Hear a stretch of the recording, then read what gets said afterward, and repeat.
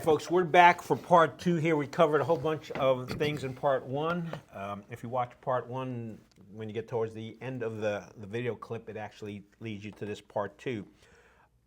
Property reevaluations. Oh, yeah. That took place this year. Here in Chatham County, we do it every 4 years. You don't have to do it every 4 years. You can do it 8 years. Yeah. And there's some places that have decided to do it more than every 4 years now. Really? Yeah. Okay. Can you do it? I guess you can do it more than every 4 years. Yeah. Why would you want to do it at more than every? I guess if you're in an escalating, fast-growing, appreciating market, you want the most. If you're in a municipality, you want the most accurate figures as possible. Whatever. It's not a small expense. I mean, the county puts a ton of work into these evaluations, and I know not everybody agrees with them, and but I think for the workload that they have, and I'm in this field, I think they do a tremendous job. You know, do they always get it right? Heck no, they don't always get it right. But overall, I think they do pretty good. And nobody wants me to say this or whatever, but you know, when you go around and ask 99% of the people that are upset with their evaluations, you say, well, I'll give you that for it. And they're like, no. You know, it's not. You know, there's not. But isn't that an unfair question? Because hey, maybe you got a house that's worth reevaluated at, let's say, $600,000. Couldn't I say, well, if I wrote you a check for $1 million, would you take it? That doesn't mean your house is worth $1 million. No, it doesn't. It doesn't. But your house got evaluated for 600, and you're complaining that it went up to 600, and you think it's worth 800. I don't know if it's fair to me. Oh, okay, I got you. I don't think it's fair. But and I would say overall, I believe that tax property valuations are under market value. Did you really just say that? I did. Okay. I did. I firmly believe it and everything. Now, that doesn't mean that we shouldn't be concerned about what we pay. Right. Okay? And so there's the rate. Like, everyone gets hyped up about the valuation. It's the rate that you should be irate about. Right, and actually today's the 23rd of May, and yesterday and today the Chatham County Commissioners are meeting, and they also have a meeting planned on the 28th because by June 21st they've got to submit the budget for the next fiscal year, which starts July 1st. And we're talking about tax rate, and that's good because we've actually had a couple articles on the Chatham Journal website. I don't care about what you value my house at. I care about the check that I'm writing. Right, and right now the proposed rate is 60 cents per 100 valuation. The neutral rate, I think, is about 52.5, 52.9. That's good facts to have, yeah. Right. So yes, and last year it was what 72.5 cents after a 4-cent increase from the year before. 68.5 went up to 72.5. Now, when Chatham County sent out the press release, I'm calling you out on this, they mentioned the fact that they were looking at reducing the tax rate. That does not mean your taxes are going down.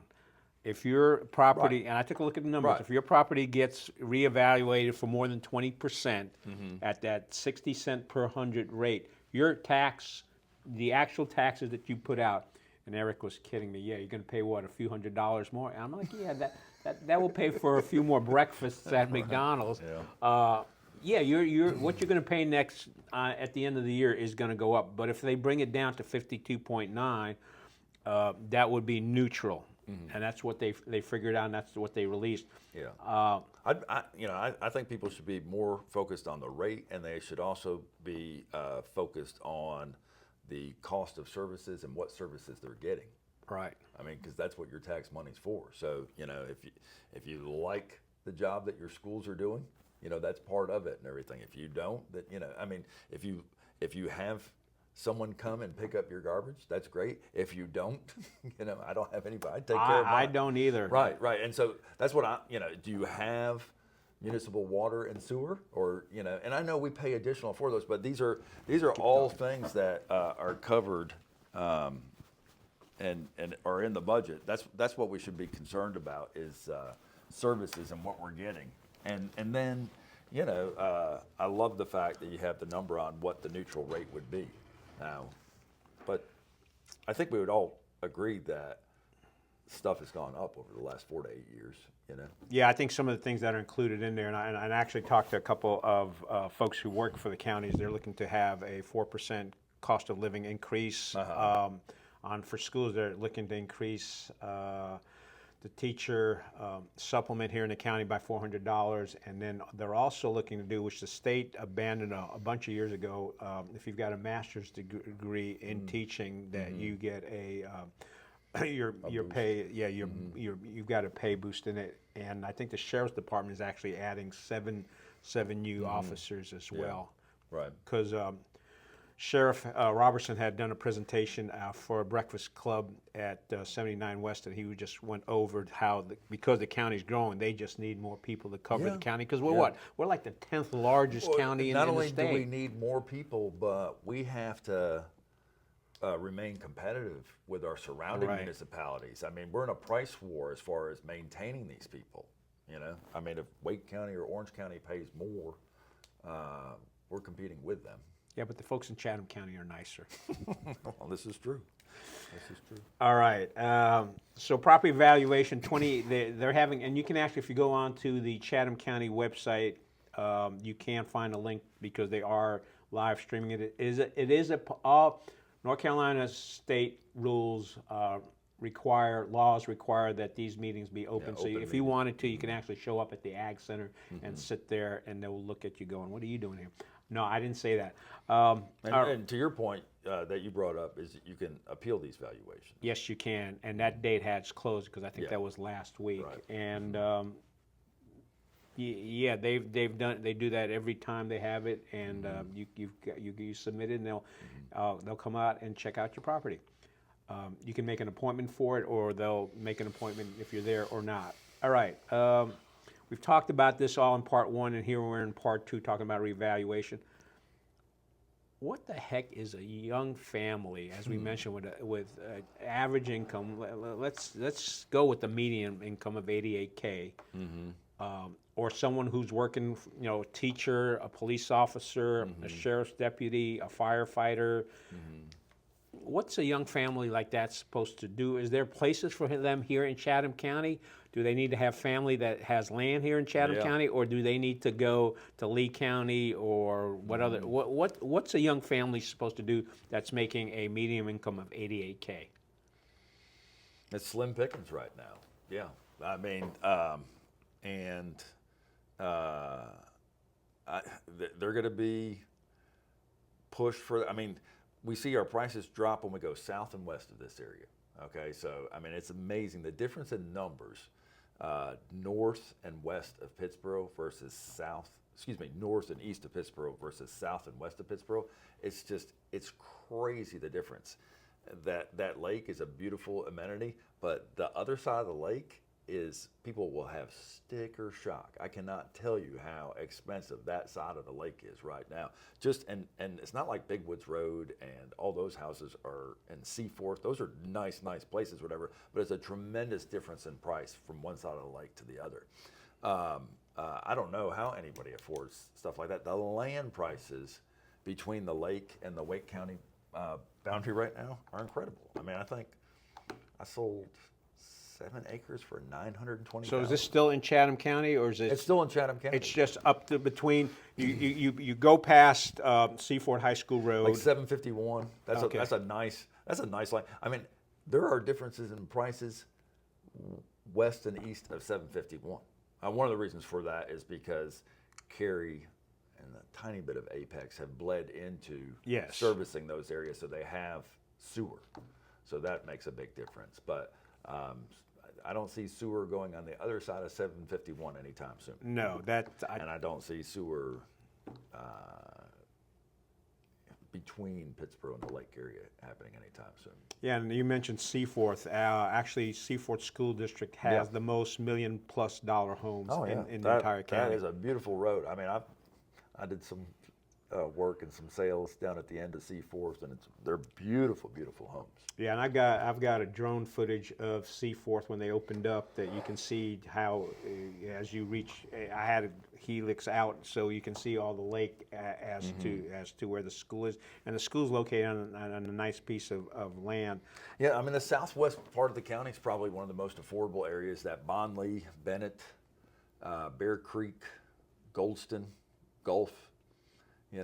But a lot of people are like, well, I don't want to live out that far or whatever. But that's, if we're looking for affordability, That's Yeah, the but best. you mentioned in part one that there are folks that are living out there who work in Chapel Hill. Yeah, yeah. I mean, that's a little bit of a haul for them. We see a lot of Siler City, those people working in Chapel Hill. But, you know, we see people in Pittsboro right now, working in Pittsboro. They have to live in like Sanford, Siler City, or the Southwest. Even some of those people are even living in Moore County or Randolph County because of the pricing in Chatham County right now. I mean, I sold a bunch of houses to teachers and coaches at Northwood in Sanford. Sanford used to be a heck of a deal. Sanford's not the same deal that it used to be. I mean, those prices have gone up quite a bit.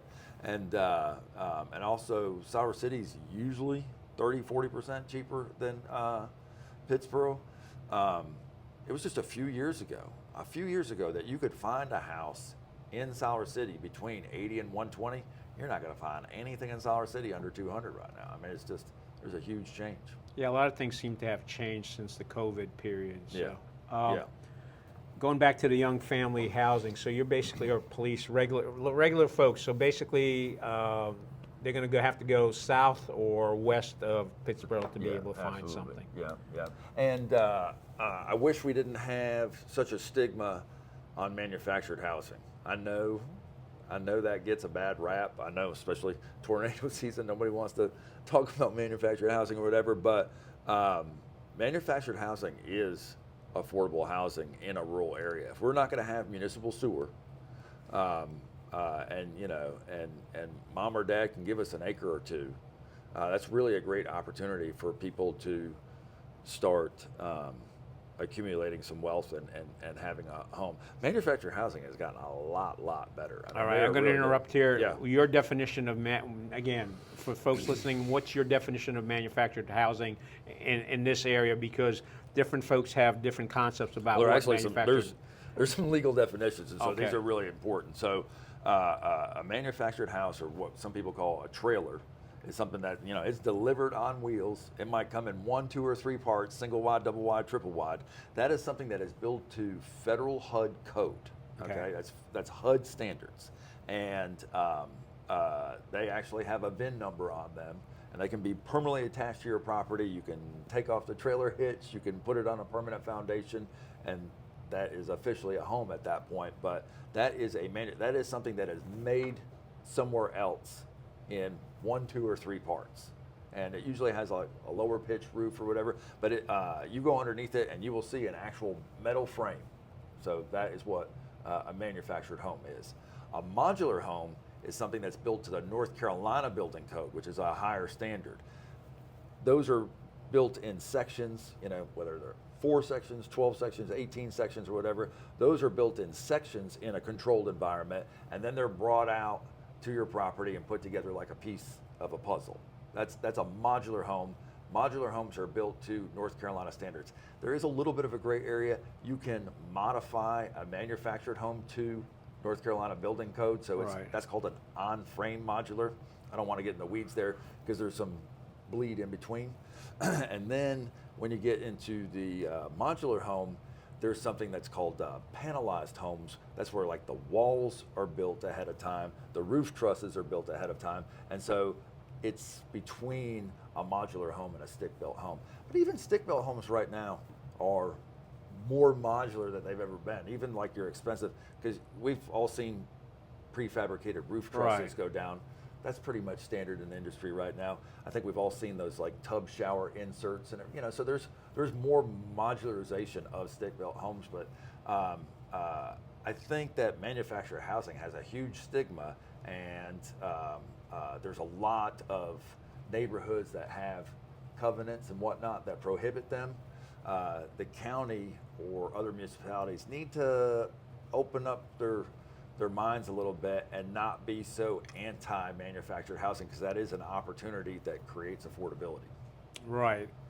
And, well, you answered the question, because I was going to ask about county regulations. Now, modular homes, do they kind of fit in there? Or what? The other thing is, actually, when we drive to church on Sundays, we drive by one of those properties where it appears to be a tiny house. So where does a tiny house fit in there? there's a lot of municipalities that aren't okay with tiny homes. There are a lot of places that have, it's got to be 1,000 square feet or it has to be 1,200 square feet. We've gotten to some situations where a piece of land was sold and someone put 6 tiny homes on it because it was a little bit of a loophole in our regulations where they were allowed to have 3 homes. And then each home was allowed to have one of those ADUs that we were talking about. And so an ADU doesn't have to be a big house and a little house. It could be 2 little houses. So the people put 6 little houses on the property because the ADU was a house that was just as small as the primary. And so, that's a lot of neighborhoods don't like how transient these the tiny homes aren't usually permanent residents. They're like these Airbnbs. Right. And they're pretty good sources of income. I mean, you can get 150, 200 a night, and they pay for themselves real quickly. But the people that are living in those neighborhoods, people are loud. They have campfires. They play music. They don't have the respect for the neighborhood that the neighbors have. Permanent residents have and everything. So, yeah, but a lot of people have the dream of the tiny home. It is not easy to make that dream a reality. Okay. First of all, you got to put the tiny home somewhere. Where are you going to put it? Our dirt is so expensive. If we don't have municipal water, you have to have an 1.5 acres minimum. Yep. If you have county water, you're still at a 40,000. That's almost an acre. You're at a 40,000 square foot minimum. I can't find an acre for you less than 75,000 right now. So, if your dirt, before you put well, septic, or water tap on, or make a foundation, before you even buy the tiny home, if you're at 75 to 100, what's happened to the affordability there? And it's the same thing but it's no different with manufactured homes. I mean, we have so many people go, I just bought a manufactured house in Sanford, but they told me I have a $50,000 allowance for land. I'm like, well, I don't know what you're going to do with that $50,000 allowance. I don't have anything. Well, I think in our discussion during lunch, you and Greg Stafford has bought some of the. Oh, well, Greg and I did a lot together. Yeah, he's done a good job. And he bought during the crash. So one of the ugly truths about manufactured housing is they're really good about giving the first person a loan. So you go and buy the manufactured home direct from the manufacturer, they're going to approve you for a loan. You're going to get approval for it. But when you want to sell that house, it's the secondary market. To do a resale on a manufactured home is really difficult. And Greg and some other savvy investors, after the crash of 08, 09, 2010, they were able to come in and buy those because they were a cash buyer. They were able to buy those at a really good prices that you can't find now. And they accumulated wealth and appreciation. They were able to rent them for $800 to $1,000 a month, but they've also skyrocketed in value. Right. Plus, Greg's also done renovations and upgrades and all that stuff. So, the house he might have bought in 2010 is not the same house it is now. No, it's not the same house. Not the same house. But he was buying those. His goal was to keep it under 100. He bought some at 40, 50, 75, and most of them are probably worth 200 to 300 now. Right. So again, everything's been not to pick on Greg. Don't pick on Greg. No, we're not picking. We're just using him as an example. He's smart. He was smart. Yeah, he had a good broker. He had a really good broker. Did he? Did he really? Man, I wonder who that broker was. And I also know Greg's out there. He's out there mowing lawns too. All the time. At the point like this. One of the things, Paula had a very strict conversation with me, is like, you will look out for my family. I'm like, yes, ma'am, I will. Because Greg would pick a house based on the yard, and he wanted to mow it. And I'm like, that's not how we determine the valuation. He's not kidding. I'm not kidding at all. I wish I was kidding. I think that's like his happy place, mowing one of his properties' yard. Yeah. All right. So, folks, if you're a young family looking for some assistance, you can reach out to this man right here. All right. We also touched on this quickly, and I will put out a story on the Chatham Journal Facebook page about Wolfspeed. Apparently, they're going into bankruptcy, and that was based on a story that initially hit in the Wall Street Journal, I think, on Tuesday. Yeah. How's that affect how's that affect Siler City? How's that affect Chatham County? Oh, it's awful for Siler City. I mean, like, there's so many times where we're like, Siler City's always getting a tough rap people not wanting to live there, economic situation, and finally with Wolfspeed, we're like, these are great jobs. I mean, they're talking about the average job that was coming there and what they were paying, and we had high hopes. It is a beautiful building. It's a gigantic building. It's a great looking facility. Yeah, and I've heard. I just had a community leader reach out to me yesterday and said that they think that they have a potential buyer. So this whole Biden CHIP Act or whatever, that Wolfspeed was promised some funds and they never came into fruition. But even the current administration is like, look, we need to make this stuff here in this country. Yes. We can't be foreign dependent on making all that, because they're too important for national security. You have to make that kind of stuff domestically. And so the fact that the groundwork has been laid out for this facility, I mean, the infrastructure, the power demand, the number of square feet that's under roof right now. I mean, I think it has a lot of potential, but they need somebody else to come in and do it. And then when that person does come in, how long is it going to take them to get up and running? But it's tragic news right now. I mean, I know a lot of people that invested in the Siler City area, and they're scared of their investment right now. Yep. Which also goes, if we go to the other side of the county, WinFast and their slow. Think slow? VinSlow. That's Vin what we call it. Oh, VinSlow. We don't call it VinFast anymore. We call it VinSlow. Yeah, and look, we're not trying to be mean, but No. my personal prediction, I'll have you talk about it first, and then I'll let you know, based upon the economics and based upon what I know of the car, what I've seen on the car landscape when it comes to electric vehicles. People aren't buying them, and that's probably one of the reasons why Wolfspeed is. I mean, if people were buying them like crazy, Wolfspeed wouldn't be in any trouble right now. But that and VinFast, I think, has made an impact. VinFast has some hoops that they have to jump through, so I guess they've postponed their plans or whatever. But if they're not operational by what, 2026, the state has the right to buy the property. They can back. take it back 2006, and then I think their latest projections is to open at 28. Yeah. And so maybe if that's true, they'll be granted some extensions. My inclination is I think they're looking for another buyer.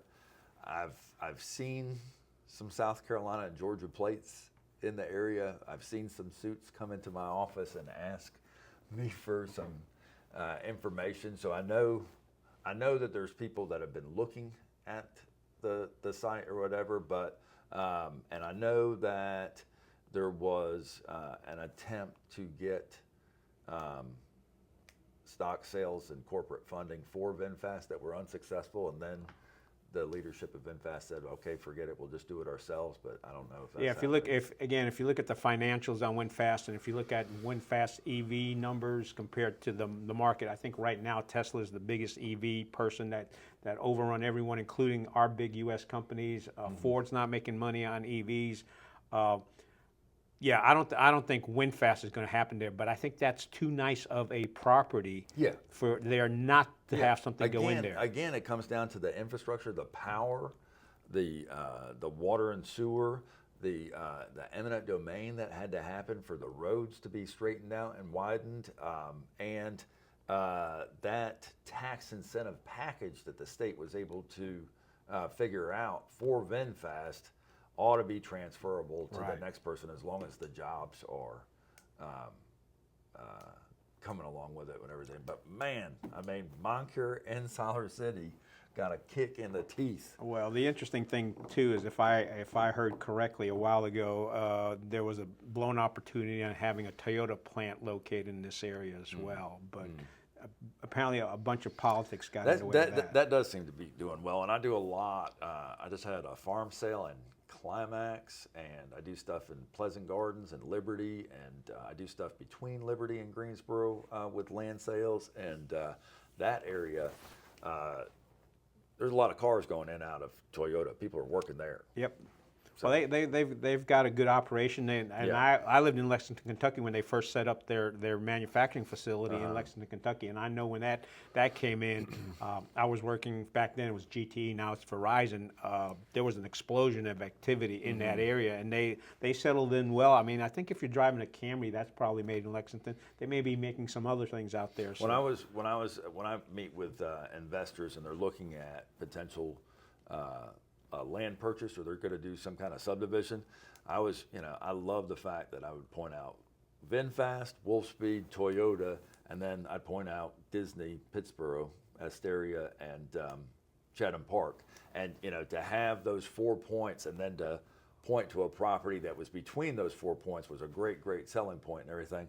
I still believe in Disney and Asteria. I think that's a wonderful project, and that's moving forward. All right. Yeah, when we met with Teresa during our lunch, this leads into Disney. She mentioned that they've actually have made an appearance before the, I'm not sure if it was commissioners or the planning board, and that they've actually submitted plans to go ahead and make this happen. It's a little bit different because it's within Chatham Park, which is technically Right. approved already, but there's still some things that need to happen and everything. And so I think Pittsboro solidifying their agreement with Sanford and having Tri-Valley sewer connection, I think is a big win for the area. And I'm dealing with some builder groups right now that are very gung-ho on Asteria, and I don't think the area has anything to worry about with Disney.